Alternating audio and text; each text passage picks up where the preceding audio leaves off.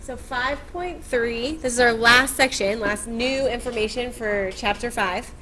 And today we'll be talking about solving by factoring, and then we're going to actually talk about the nature of roots. The length of this latest Polaroid product. Anyone seen the Polaroid Cube?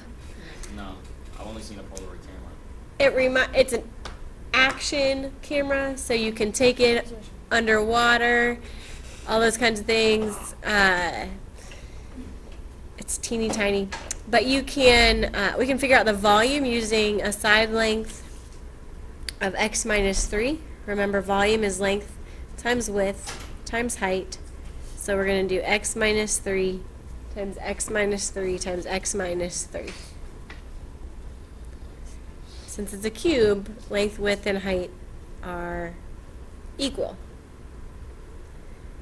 If you recall from your notes from yesterday, in order to actually distribute this out and get a polynomial in standard form, we take 2 at a time. So we're going to do x minus 3 times x minus 3. Get x squared minus 3x minus 3x plus 9. Combine our like terms. Negative 6. Yep.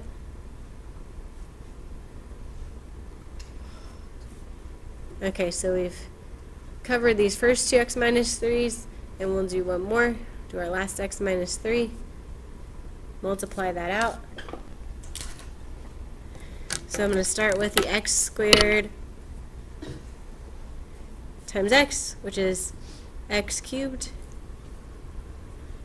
X squared minus 3 is minus 3x squared. And we'll do minus 6x times x, that's minus 6x squared. And minus 6x times minus 3, that's going to be a plus 18x. And then the plus 9 times the x is going to be a plus 9x. And the 9 times the negative 3 is going to be a minus 27.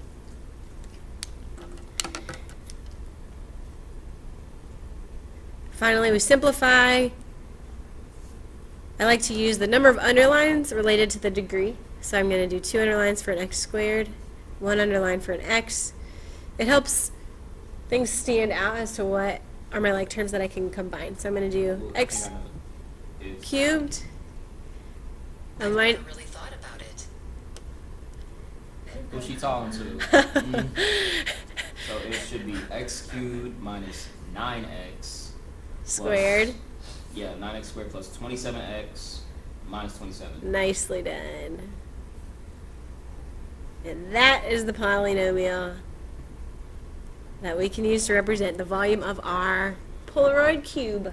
So in problems like this, would we like break it apart like how we did with everything else? Like, if we wanted to go in reverse, you mean? I'm assuming. I'm just asking because like, would we break up like x squared minus 9x squared and 27x minus 27 as two separate ones? If we were going in reverse, that's how we would do it. We would, if we were trying to factor, but we actually just got out of our factored form into the standard form. So Okay. these are our several different methods. Just a review of how we've done factoring all year.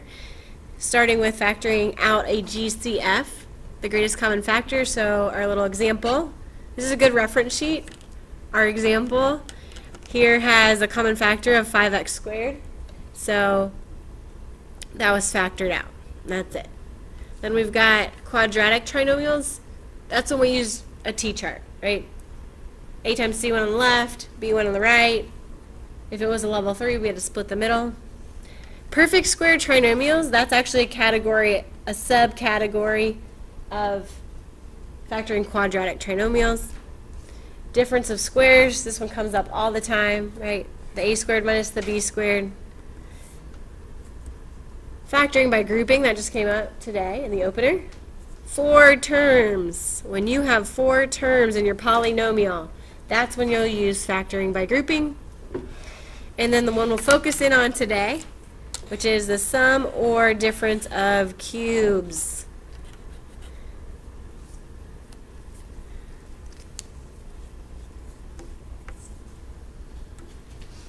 So these are our two formulas.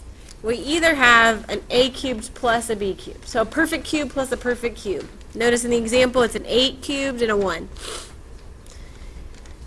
You identify what your a value is. In this case, it's, you take the cube root. What's the cube root of 8?